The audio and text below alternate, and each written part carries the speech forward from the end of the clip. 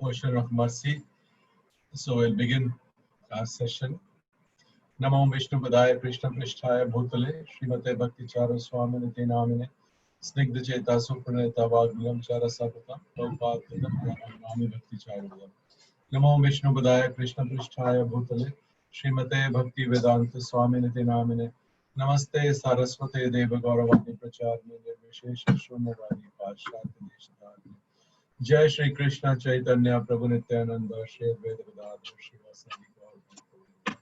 Hare Krishna Krishna Krishna Hare Hare Hare Ram Ram Ram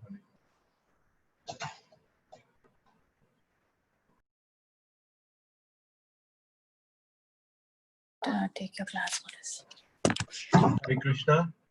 So we'll begin our reading session. Please raise your hands. Those who wish to read, kindly raise your hand. So we'll begin the session.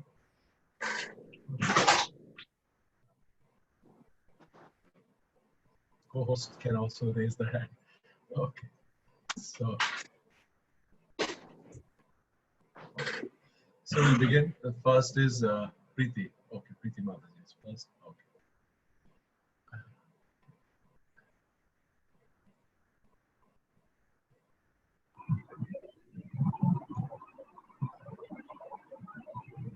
Yeah. From here, Srila Prabhupada had been. Hare Krishna. Hare Krishna. Yes. From here, Srila Prabhupada had been the manager. Okay, I was just looking. Okay. Srila Prabhupada had been the manager of a pharmaceutical company, Dr. Bose's Laboratories, owned by Dr. Karthik Bose, and the very next day he had gone to the office and submitted his resignation. Dr. Bose had been shocked. He was a family friend and had treated Prabhupada with affection.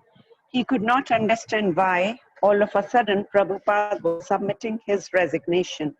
When Prabhupada had explained about his meeting with and instructions from Srila Bhaktisiddhanta Saraswati Thakur and his decision to commit himself to that mission, Dr. Bose had tried to reason with him that he could serve the mission even while employed by the company. But Prabhupada had replied that if he were to remain a company employee, all his time would be consumed by his occupational duties. Dr. Bose had countered that Prabhupada was not just an employee, he was managing the company and was just like a family member, like a son. But Prabhupada had been adamant. So, what are you going to do if you resign from your job? Dr. Bose had asked. You have a family to maintain. You are married and you have a son. You have an elderly father. Prabhupada had told him that he would run his own business. That way he could maintain his family, but also have enough time to preach Krishna consciousness. When Dr. Bose had heard that, he said, okay, then you take up the agency for my products for North India. That is how Srila Prabhupada had gone to Allahabad and started his business. Still, he had not been very successful. His mind had not been in the business. It had been focused on how to fulfill the order of his spiritual master. Srila Prabhupada had thought that by running his business, he would make money and then be able to go to the West to fulfill Srila Bhaktisiddhanta's order. As it turned out, when he did go to the West, he went as a pauper without support. Then everything just started to happen in the most amazing way. It was, he said, all by the arrangement of Sri Chaitanya Mahaprabhu. And through that experience, he had learned an important lesson that when one served the Supreme Personality of Godhead, one did not have to worry about money or anything. The Lord would make all the arrangements. If one served him sincerely, he would provide everything. Even as I was listening, I was aware of my good fortune to be hearing about Srila Prabhupada's life story from his own mouth. On the morning of the disappearance day of Sripad Mahesha Pandit, one of Sri Chaitanya Mahaprabhu's most intimate associates, I noticed more activity than usual around Srila Prabhupada's quarters. When I asked what was happening, I learned that Prabhupada had accepted an invitation to attend the disappearance festival at Palpara, Mahesh Pandit's Shripat, place of residence, about 50 kilometers away.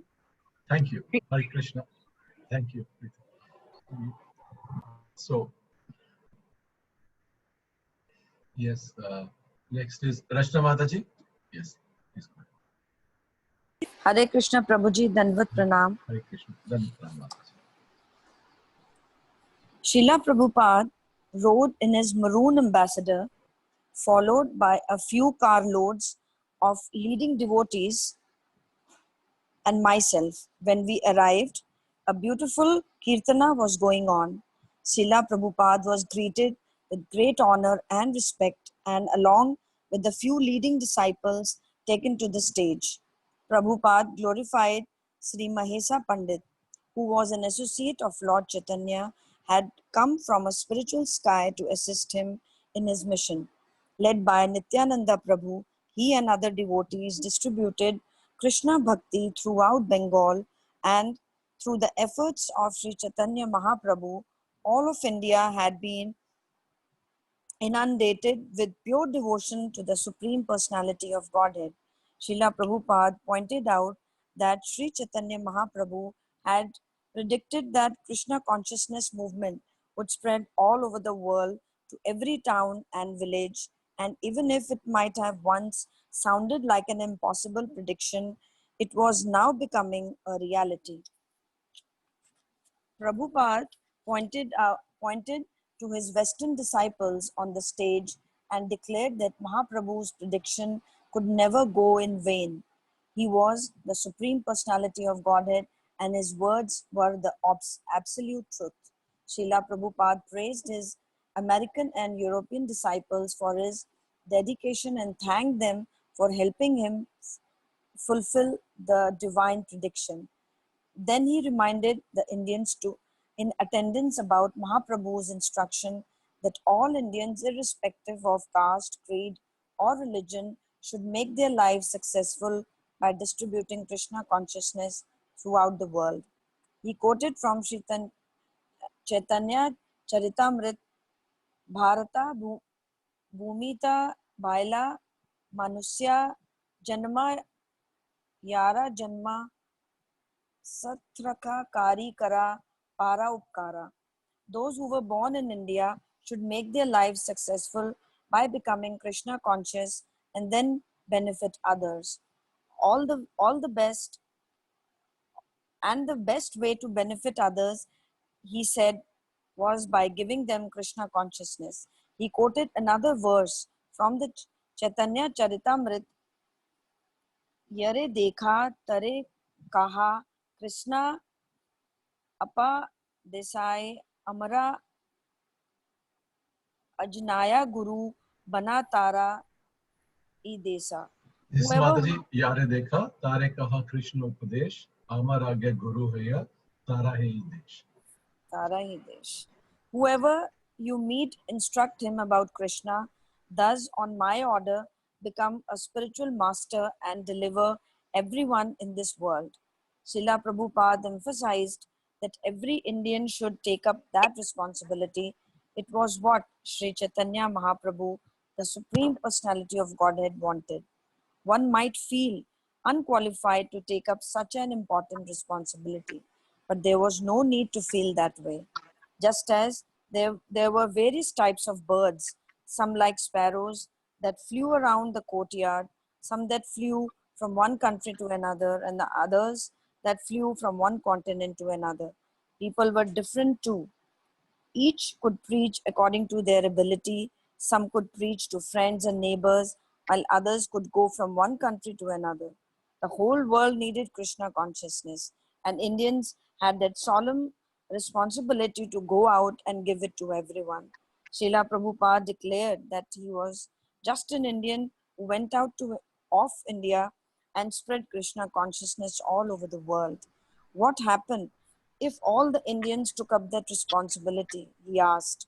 No one can even imagine. Thank you, Mataji. Thank you, Prabhuji, for guiding me that shloka to read. Thank you so much. Hare Krishna. Okay, next we have Neha Kumra Mataji. Hare Krishna Prabhuji. Hare Krishna. Most of the people in the audience were simple villagers. In their remotest dreams, they did not imagine going abroad, but to speak of preaching the message of Sri Chaitanya Mahaprabhu. But Srila Prabhupada was urging even them. This spiritual message of India is the real wealth of India, and the entire world is waiting to receive it. If the Indians don't do it, then who will? So many Indians have gone to America to take advantage of our material prosperity and become rich. But I did not go there to beg from them. I went there to offer them something they never had, the greatest spiritual wealth. Prabhupada invited the crowd to join ISKCON and become engaged in fulfilling Sri Chaitanya Mahaprabhu's spiritual mission.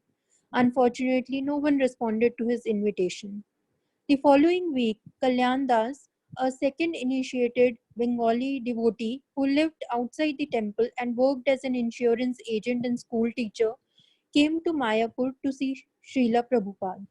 Prabhupada asked him about his spiritual life and also inquired about his wife and children. It was a sweet, warm exchange. Then Kalyan asked Srila Prabhupada, "What is my Siddh Swaroop?" What he wanted to know was his spiritual identity. This idea to learn one's spiritual identity at the time of initiation was a sahajya or deviant practice, and Srila Prabhupada's mood changed immediately. He became extremely angry, and with his voice roaring and his lips quivering, he repeated, "You rascal, your Siddha Swaroop, you rascal, your Siddha Swaroop." Finally, when he had cooled down, but with his voice still raised, he told Kalyan, "Don't worry about your Siddha Swaroop. When you become qualified, I will personally come and reveal it to you." I was surprised by Srila Prabhupada's vehement reply. But I could also see two things clearly. The first was that as devotees, we did not have to worry about our spiritual identity. We simply had to be engaged in devotional service. The rest would happen automatically, and our spiritual identity would be revealed by the mercy of Guru and Krishna. The second was that Prabhupada would always be there for us. He would take us back to Godhead. It was just a matter of our becoming qualified. Kalyan was very apologetic and begged Srila Prabhupada's forgiveness. After a moment, Prabhupada regained his natural serene and merciful mood and explained to Kalyan that when both the Guru and disciple were qualified, the Guru might reveal the disciple's spiritual identity. If, however, either tried to proceed improperly, it could not only create chaos but also destroy the spiritual life of both. Hare Krishna. Hare Krishna Mataji. So wonderful things we read from last three devotees who read, and I can tell you the last one I can share with you that I think it was in Surat, and I asked Guru Maharaj something on the Siddh Swaroop, not for myself, but I just broached that topic, and Guru Maharaj was instantly became very serious, and he recollected the same incident. Guru Maharaj said that once somebody asked Srila Prabhupada and how angry Srila Prabhupada was, and that was the last time I ever broached this topic with Guru Maharaj, and so I thought I could share with you. Also, we read how Prabhupada compares that everyone should preach Krishna consciousness. Guru Maharaj saying, Prabhupada said that everybody should preach Krishna consciousness, and one should not feel unqualified to take up such an important responsibility. And then he says that there are different type of birds. Some like sparrows that flew around the courtyard. Some flew from one country to another, and others flew from one continent to another. And we see that Guru Maharaj is like one of those birds who's flying from one continent to another, like a jet. Guru, he goes all around the world, and there is the mercy of Prabhupada upon Guru Maharaj. And we see how that wherever the mood Prabhupada, of his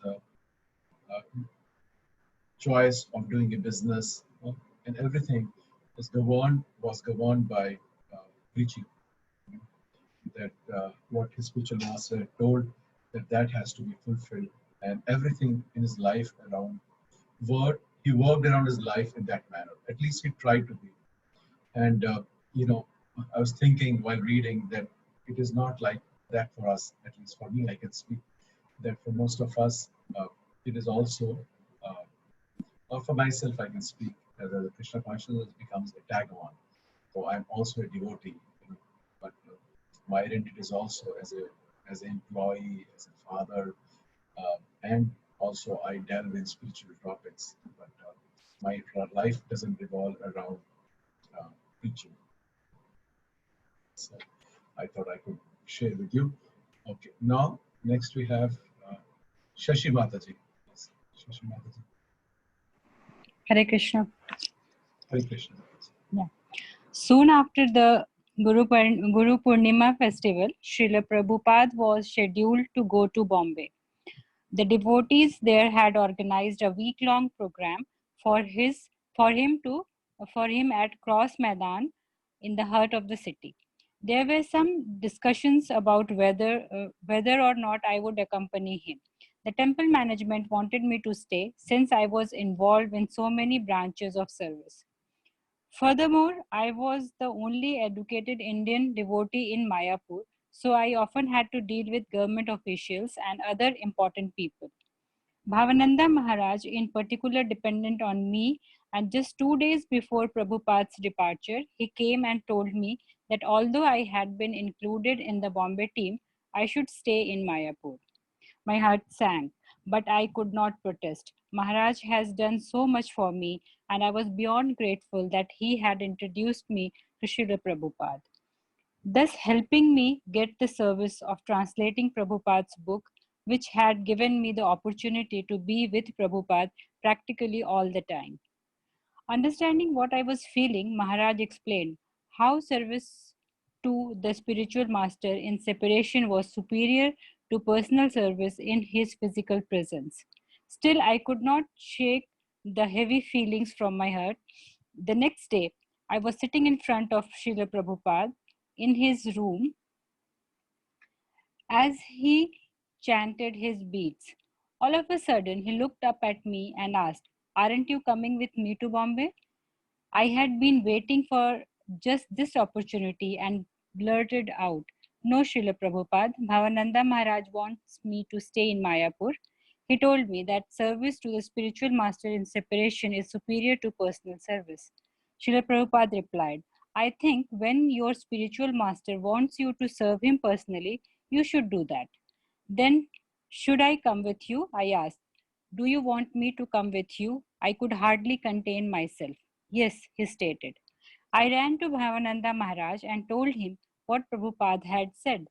"If Srila Prabhupada wants," he replied, "then of course you have to go with him. And he wants you to pay for my fare also," I joked. "Sure," he said with a smile, "I will."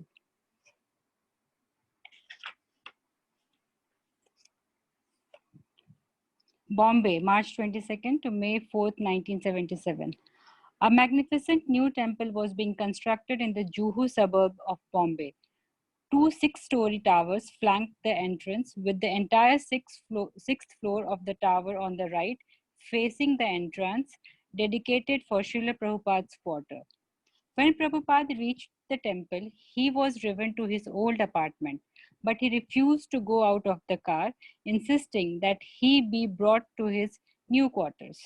He had thought that they were ready, and when he was told they were not, he was upset and declared that he would stay there regardless of their condition. Tamal Krishna Maharaj, who was riding with Prabhupada, told the driver to go to the new temple. Fortunately, though the towers were not complete, the elevators on Prabhupada's side was working, and accompanied by Maharaj, he took it to the sixth floor. The apartment itself was not even close to ready. The toilets and some doors were still being installed, and the electrical fixtures were not yet hooked up. The whole place was a construction site. Still, Prabhupada went in and sat on the asana behind an ornate marble table, making it clear that he was going to stay in his new quarters no matter what their condition. The Bombay devotees, especially Giriraj Prabhu, the Juhu temple president, and Surabhi Swami, the project director, were in total anxiety about the condition. But when they conferred with Tamal Krishna Maharaj, he pointed out that since Cross Maidan, the festival site, was in the center of Bombay, it would be more practical for Prabhupada to stay nearby during the program. Kartikeya Mahadevia, a wealthy and influential admirer, agreed to host Prabhupada in his apartment, a beautiful place in one of the most prestigious buildings in the city, right by the sea. Mr. Mahadevia and his family vacated the apartment and moved in with his brother in the same building. During the day, he and his wife would take care of Srila Prabhupada. They were not initiated, but since they were pure vegetarians, Prabhupada allowed Mrs. Mahadevia to cook for him and he enjoyed her preparations. Hare Krishna. Hare Krishna. Thank you so much, Mataji. So, I just want to share how we read in this previous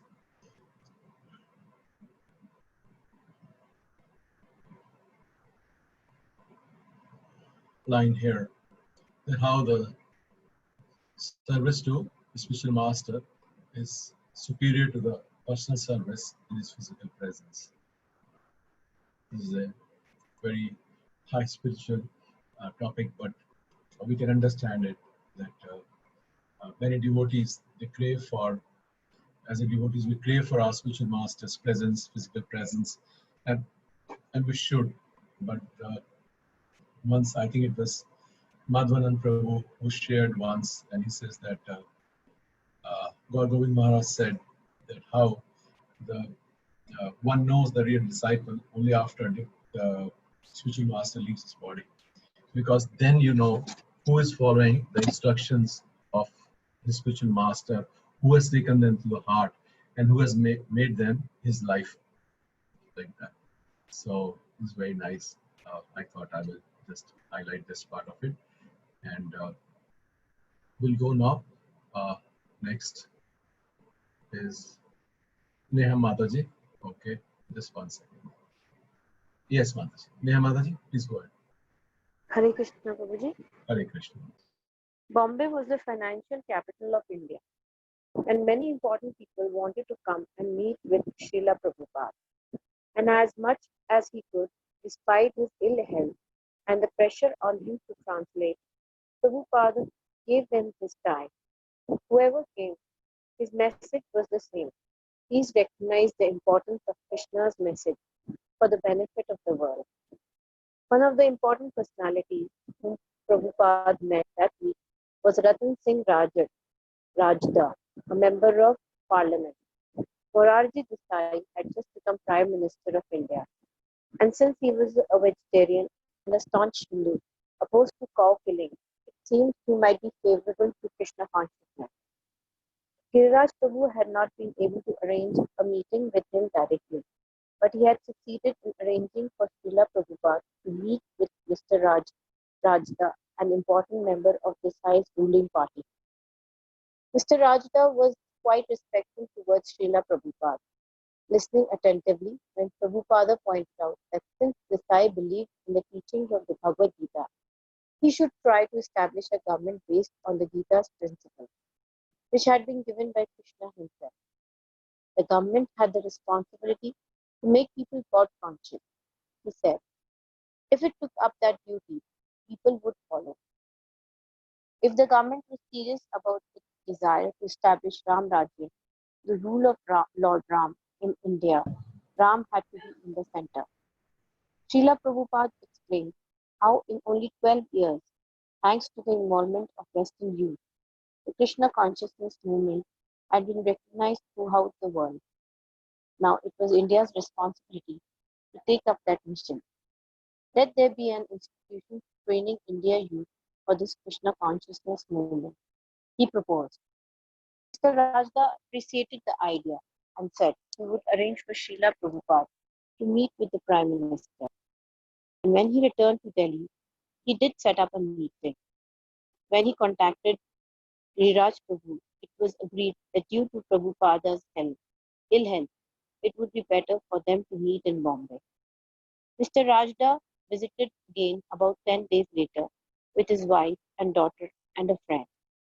Srila Prabhupada suggested to him that just as the US government had given him permanent residency, the Indian government should also give 100 active ISKCON members from America permanent residency in India. Prabhupada assured him that they had no political involvement, but were there only to assist him in propagating Vedic culture. Mr. Rajda was receptive to the suggestion and promised to do his best to persuade the government to give Prabhupada full support. The following day, another MP, Ram Jethmalani, came to meet Srila Prabhupada. He was a successful lawyer who had entered into politics and become a member of the parliament in Bombay. We could see from the start that he was not inclined towards Prabhupada's plan to spiritualize the world by spreading Krishna consciousness. Nevertheless, Prabhupada preached to him, and finally, when Mr. Jethmalani was about to leave, Prabhupada insisted that he first have some prasad. It seemed to me that Srila Prabhupada, seeing the man's hopeless situation, decided to at least give him some spiritual benefit. Hare Krishna. Thank you, Mataji. Thank you so much. And Thank you, Prabhuji. you read how Prabhupada said that the duty of government is to make people God conscious. In one of the lectures I was hearing, Prabhupada said that secular means that government ensure that a Hindu becomes a good Hindu, a Muslim becomes a good Muslim, and a Christian becomes a good Christian. Prabhupada said this is the real meaning, actual meaning of being secular. Sorry for that shit. Okay, the next one is Radha Prem Prada Mataji. Hare Krishna. Hare Krishna. Unfortunately, the contact person who was, when Prime Minister Desai came to Bombay, arrangements were made for Srila Prabhupada to meet him, but it was suggested that Tamal Krishna Maharaj and Giriraj Prabhu speak with him first to set the stage for a more productive meeting. Prabhupada had a long discussion with Tamal Krishna about the points to be emphasized: getting permanent residency for 100 foreign devotees, securing government support for educational institutions of Vedic culture, encouraging the Indian people to remain in the natural conditions of village life, banning the slaughter of cows, and developing Brahminical qualities in government ministers so that they could properly lead the masses toward achieving the ultimate goal of life. Unfortunately, the contact person who was supposed to take them to the Prime Minister was delayed, so they were half an hour late, and then the Prime Minister refused to meet them. Srila Prabhupada was quite upset and asked Tamal Krishna why he had not explained what had transpired. It was the last time Prabhupada made any endeavor to make a connection with a politician. That afternoon, in our room, Maharaj lamented the day's unfortunate incident. He felt bad about missing such an important appointment, disappointing Srila Prabhupada, and creating the impression with the Prime Minister that we as a movement were irresponsible. In 1975, he told me Srila Prabhupada had had an appointment with Indira Gandhi, who was then Prime Minister, but that meeting also had not produced the desired result. Just a couple of days earlier, Sheikh Mujibur Rahman, the Prime Minister of Bangladesh, had been assassinated, and she had been worried that she was in danger. Prabhupada had gone to see her with the proposal of allowing his foreign disciples to have permanent residency in India, and with other advice based on Vedic scripture about how a nation should be governed. But although Prime Minister Gandhi had been respectful to him, she had admitted that she was not in a proper state of mind for a discussion. When I asked Maharaj whether he thought India's politicians would really do anything to help promote Krishna consciousness, he replied, "No, I don't think so. But Srila Prabhupada just keeps on trying, probably to give them an opportunity to serve Krishna." Even if the Prime Minister accepts Krishna consciousness, I commented, he won't be able to implement it because he will have to stick to his party's policy. The moment he says something different, he will be ousted. Even though he is the head of state, he does not have the ability to implement his own ideals. He has to act as a puppet in the hands of his party. Maharaj agreed. The devotees had planned and worked long and hard for the Cross Maidan program, and the arrangements were magnificent. A huge pandal, an expensive outdoor tent, had been set up with a big, beautifully decorated stage, and thousands of people gathered to listen to Srila Prabhupada speak. His health was not good and he was physically weak, but when he started to speak, his voice became stronger, his posture more erect. His statements, as always, were straight and bold, showing his concern for the suffering conditioned souls. Standing behind him and fanning him as he spoke, I could see how enlivened he became while preaching. One evening, looking over the crowd, Srila Prabhupada noticed an Arab gentleman dressed in traditional Arabic attire. He asked Bhavanand Maharaj to bring the man onto the stage and then had the man sit on a chair next to him and spoke to him affectionately. He was, it turned out, the chief of police of Kuwait. He had come to Bombay for medical treatment, and that evening was the first time he had been allowed out of the hospital. While strolling through the park, he had seen the gathering and out of curiosity walked over to see what was happening. Hare Krishna. Hare Krishna Mataji. Thank you, Mataji. Thank you. Okay. Yeah. Shyam Sundari Radhika Mataji. Okay. Hare Krishna Prabhuji, Danvat Pranam. Danvat Pranam. Srila Prabhupada noticed that the man had a set of beads in his hands and asked about them. The man said that he just fiddled around with them. They did not have any specific purpose. But when Prabhupada then pulled his beads out from his bead bag and said, "See, I also have one," they both laughed. The beads were sacred, Prabhupada told him. They were used for chanting the holy names of the Lord. They should be kept in a bag so that they would not become contaminated. Prabhupada did not get into a heavy philosophical discussion with the man. They just had a cordial exchange. But I could not help wondering what a deep impression Prabhupada was making. I was also impressed to see Srila Prabhupada, an exalted Hindu spiritual leader, invite a Middle Eastern Muslim to come up and sit next to him as at such an important and visible program. It conveyed a powerful message that ISKCON was non-sectarian. It welcomed everyone.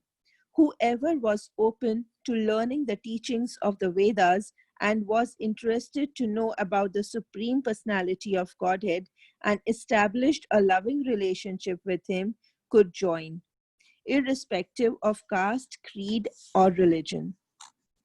After the program, each day I would accompany Srila Prabhupada back to Kartikeya Mahadeviya's house.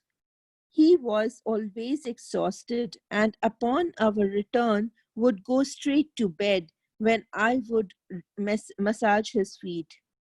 One evening, as I was massaging him, Prabhupada asked, "So, how did you like my lecture today?"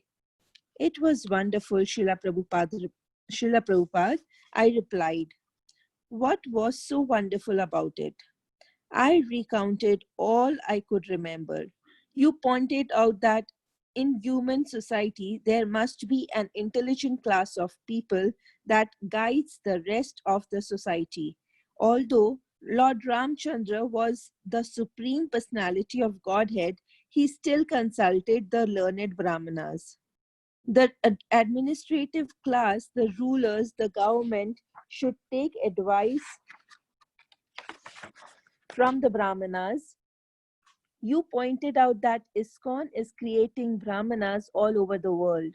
The whole world is suffering due to the lack of such important guidance, and you requested the intelligent class of people to take this Krishna consciousness movement very seriously. India has spiritual wisdom, and therefore Indians should take up the responsibility of spreading Krishna consciousness. You quoted Sri Chaitanya Mahaprabhu,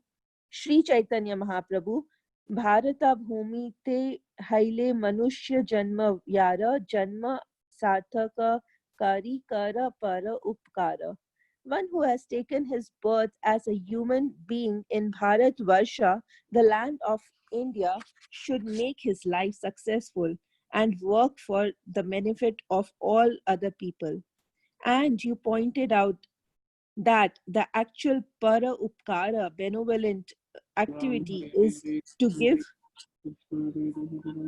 give them Krishna consciousness. That is what every Indian should do to make his life successful. You asked everyone to get out of their bodily concept of life, come to this spiritual consciousness, and recognize their actual identity as a spiritual being. And you said that their spiritual responsibility is to chant the holy name. Then their hearts will be cleansed of all impurities, and by developing their loving relationship with Krishna, the Supreme Personality of Godhead, they will be able to recognize their spiritual identity. Srila Prabhupada seemed pleased that I had listened attentively to his lecture. Then he asked me to read from Sri Chaitanya Charitamrita. While I was reading, he fell asleep. I remained on the floor by his bed, chanting on my beads. When Tamal Krishna Maharaj came back and saw me sitting there, he suggested that I go and take rest. The Bombay. Okay. Thank you, Hare Krishna. Thank you. Yes, Hare Krishna. Ronnie Prabhu, go ahead. Yes, please. Hare Krishna. And those who would like to read, who have not read, please raise your hands on the Zoom. So next they can read. Go ahead, Ronnie. The Bombay Pandal program was a huge success. 8 to 10,000 people attended every day. 8 to 10,000 people attended every day, almost all both attentive and receptive. And Srila Prabhupada was imparting the greatest wisdom with the most sublime simplicity. One of the devotees who came to Bombay who impressed me the most was Swarup Damodar Das from Manipur. When he first walked into Srila Prabhupada's bedroom one evening, escorted by Mr. Mahadevia, Prabhupada was surrounded by a group of leading devotees. But as soon as he saw him, his face lit up with a bright smile and he exclaimed, "Swarup Damodar." Swarup Damodar immediately offered obeisances and then touched Srila Prabhupada's feet. Still smiling, Prabhupada introduced him to Mr. Mahadevia and said he had been a Vaishnava from birth, but he seriously adopted the Vaishnava culture only after coming in contact with me in America. He is a brilliant boy. Did his master's in chemistry at Calcutta University, and then went to America to get his PhD from the University of California. But when he met me, he gave up his career and joined ISKCON as a full-time devotee. Manipur is a beautiful place, Prabhupada continued. A valley surrounded by 7 hills at the tail end of the Himalayan mountain range. The king there became a devotee of Sri Chaitanya Mahaprabhu after he came in contact with one of the disciples of Srila Narottam Das Thakur, and he turned his kingdom into a Vaishnav state. He arranged for the Gauri Vaishnavas to come from Bengal to train the citizen in Vaishnav culture. That culture is still prevalent in Manipur. Their dance, songs, cooking, and dress retain a very pristine Vaishnav culture. From the way Srila Prabhupada was speaking about Swarup Damodar, I could tell how fond he was of him. He continued, I gave him the responsibility to preach to the scientific community and establish a scientific wing of ISKCON for that purpose, called the Bhakti Vedanta Institute. He is in charge of that institution. Swarup Damodar gave a detailed report of his preaching. He told Prabhupada that he had met a few scientists in Atomic Research Center in Bombay, a district of Bombay, and that they were very supportive. In India, even the scientists were proud of their Vedic heritage. Prabhupada was pleased to hear that and asked whether the conversation had been recorded. When Swarup Damodar said that it had not, Prabhupada told him to always carry a tape recorder or take someone with him to tape. The conversations, he said, were important and could be used in the future. Srila Prabhupada then expounded on the importance of Bombay. Bombay is undoubtedly the best city in India, he asserted. 63% of government's revenue come from Bombay. Calcutta is also very wealthy, Swarup Damodar suggested. That money is black money, Prabhupada replied. In order to avoid paying tax to the government, they do not declare. Swarup Damodar reported that a few students from Bombay University had come to Juhu Temple and wanted to study at the Bhakti Vedanta Institute. Srila Prabhupada was happy to hear that and said that they should be given good facilities, that the building on the Juhu property should be utilized to facilitate the institute so that intelligent men would come and learn the science of Krishna consciousness. Give them a nice place so that they may not be uncomfortable, he said. Give them good food. Give them all facilities. Those who are educated, scientists, they are accustomed to certain comforts. Therefore, they should be given those facilities. My Guru Maharaj also wanted that. He wanted to attract high-class individuals and give them all the facilities when they came. We can't expect that all of a sudden they should now live on the floor. No, that is not possible. Then they will be disturbed. Give them a nice place, give them nice food, nice facilities and instructions. You're all intelligent boys. Do it immediately. Construct another building and that colony should be for the first class. Hare Krishna. Thank you, Ronnie Prabhu. Okay. Yes, Chandan Paul Mataji. Yes, Prabhu. Hare Krishna, Prabhu. Srila Prabhupada's newly appointed servant, Upendra Das, arrived from Fiji, where he had been the first devotee to preach Krishna consciousness. He had also been Prabhupada's personal assistant, and Prabhupada had been quite pleased with his service. So when Hari Shauri left for Australia to become the GBC there, Prabhupada suggested Upendra as his replacement. Upendra was a lively, light-hearted devotee, and we became friends almost immediately. He had a wife and 2 children in America, but when he was engaged in serving Srila Prabhupada, it was as if he took on another personality and was transported to another world, another life, completely absorbed in his service. His dedication to Prabhupada was remarkable, and he served earnestly with great efficiency. Srila Prabhupada was very happy with how the Cross Maidan program had gone. When we were driving back to Mr. Mahadevia's house, he asked me, "How many people do you think came today?" "Around 10,000, I said. "Do you think they were listening carefully and understood what I was saying?" "Yes, Srila Prabhupada. They looked very attentive. And when you were speaking, no one got up and left. And when the kirtan started, everyone joined so enthusiastically, and many of them started to dance. Indians are so close to Krishna consciousness, Prabhupada said. We have to present it to them in a proper way, and they will respond favorably and accept it. Once the programs were over, Srila Prabhupada wanted to go back to Juhu, where his new quarters were now ready. When he arrived, he immediately went to have darshan of the deities, Sri Sri Rasa Vihari, Sri Sri Radha Rasa Vihari. The temple construction was not yet finished, so their lordships were being worshipped in a small tin shed by the entrance.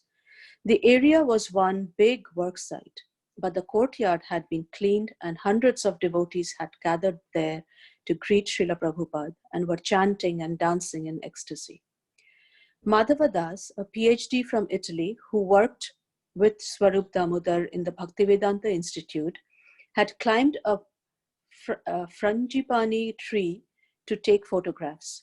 Frangipanis are quite soft, however, and the branch he was on could not hold his weight. It broke with a loud crack and sent Madhava tumbling to the ground, right in front of Srila Prabhupada. Prabhupada was visibly concerned and immediately stopped to check on Madhava's condition. But Madhava, red with embarrassment, sprang to his feet as if nothing had happened and assured Prabhupada he was okay. The only damage was to his camera. After briefly addressing the devotees, Srila Prabhupada went to his new quarters. He inspected every room and expressed his satisfaction.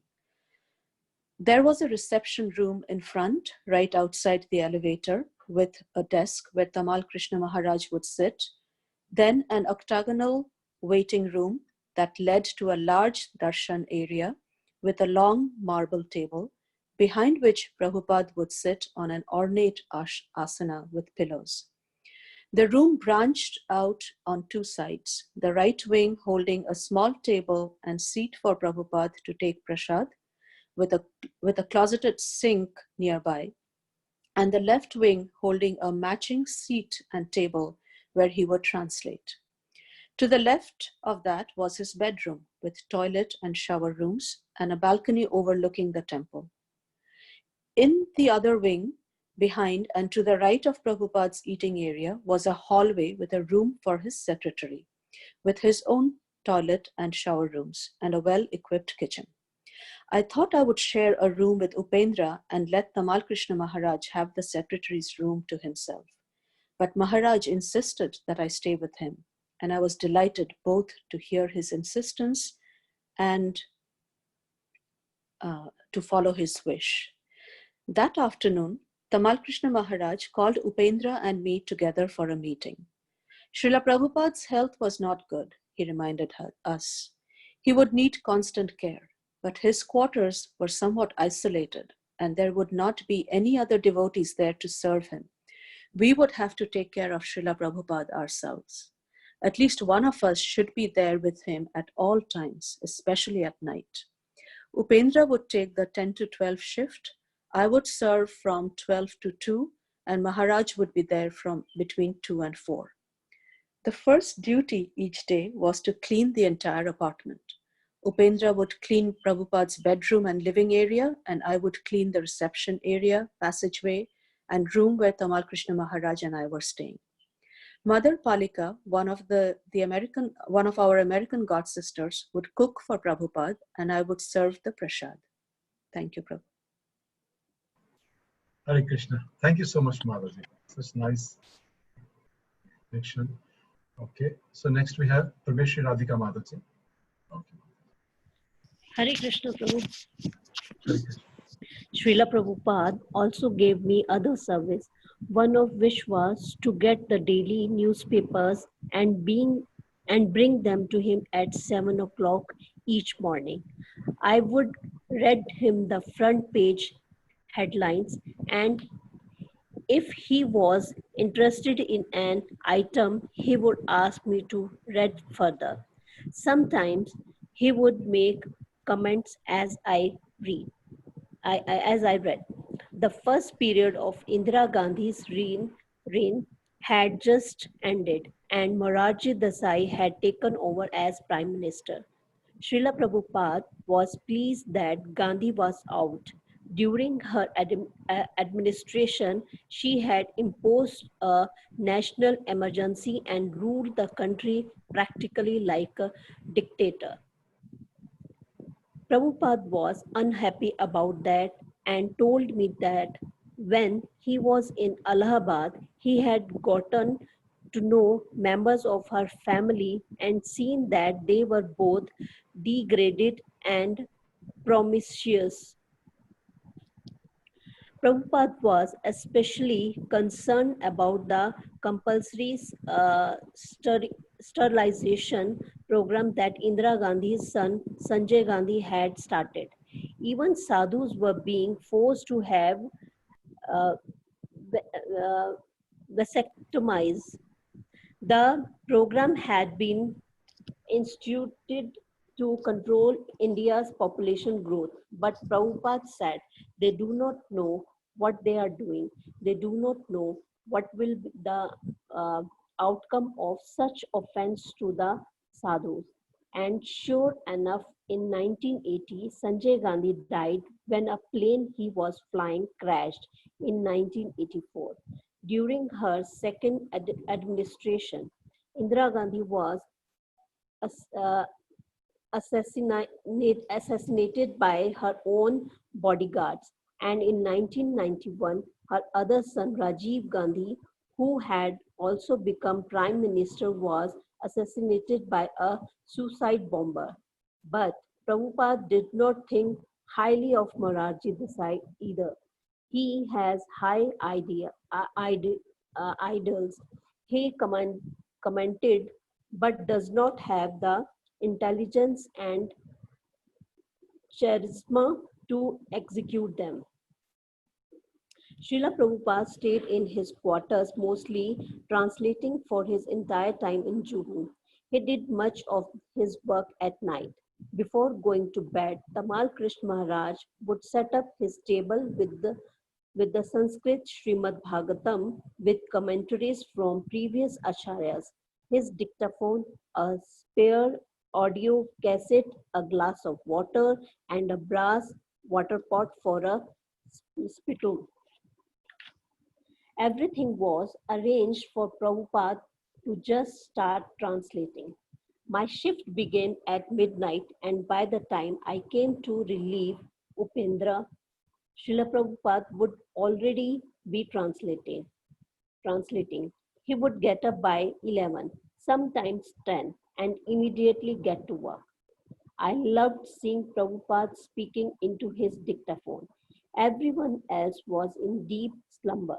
The only sound was his voice, translating and then commenting in his purports. One night, however, Prabhupada noticed that I was watching him while he was translating and told me not to do that.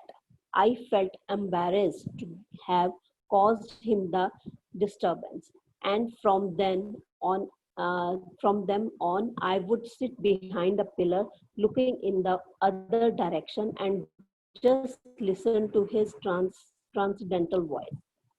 I was still translating Prabhupada's Bhagavad Gita into Bengali, and every day I would read to him whatever I had translated, and he would instruct me, correct me, and sometimes express his appreciation.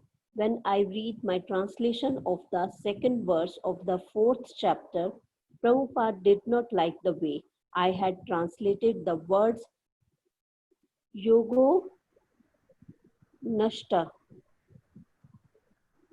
In the English word for word translation, he had used scattered for nashta. But in the full words translation, he had used the expression appears to be lost. I had translated the expression literally into Bengali, but Prabhupada did not like the result, and no matter how many times he asked me to revise it, I just could not get it right. He could have given me the right expression, but he wanted me to arrive at it myself. Finally, I used the Bengali expression Nasht Praya, a literal translation of almost lost, and he confirmed, yes, that's it. I was thrilled to get it right. Thank you, Eventually, Mataji. Hare Krishna. Hare Krishna. Thank you, Mataji. So, anybody else want to read who has not read before? You can raise your hand. Otherwise, you'll be forced to hear from me. Parul Predil Mataji. Okay, go ahead, Mataji. Thanks. Hare Krishna Prabhuji. Hare Krishna. Eventually, Prabhupada gave me my own dictaphone and asked me to translate on that. The recordings could be transcribed by someone else, which would make my work go faster. When I tried using the recorder, however, I could not seem to keep my thoughts together. When I spoke to Prabhupada about my difficulty, he assured me that although I might find it challenging, I would get used to it with practice. And with his blessings and assurance, I soon became accustomed to it, and indeed, my pace increased. One problem with recording my work, however, was that I could no longer read it out loud to Prabhupada, and I was apprehensive about maintaining a high quality and not making mistakes. I expressed my concern to him, but he again met my anxiety with gentle assurance. There was no need to worry, he said. He was confident that I was doing a good job. I was encouraged by his trust, but still I missed the intimate interactions that I enjoyed when we had worked together. The Juhu temple construction was still in full swing. Srila Prabhupada had given the concept of the design and charge of the construction to Surabhi Swami, his Dutch sannyasi disciple, who was an accomplished architect, and he was working day and night to complete the project. The size of the temple, its ornate design, and the high quality of its marble was creating quite a sensation in Bombay. The Times of India published a feature story on the temple, which Tamal Krishna Maharaj read to Srila Prabhupada. The article, covering practically the entire page, was accompanied by pictures of the temple and practically an entire pictures of the construction, and provided many technical and financial details. But although ISKCON was mentioned, Srila Prabhupada's name and position were not.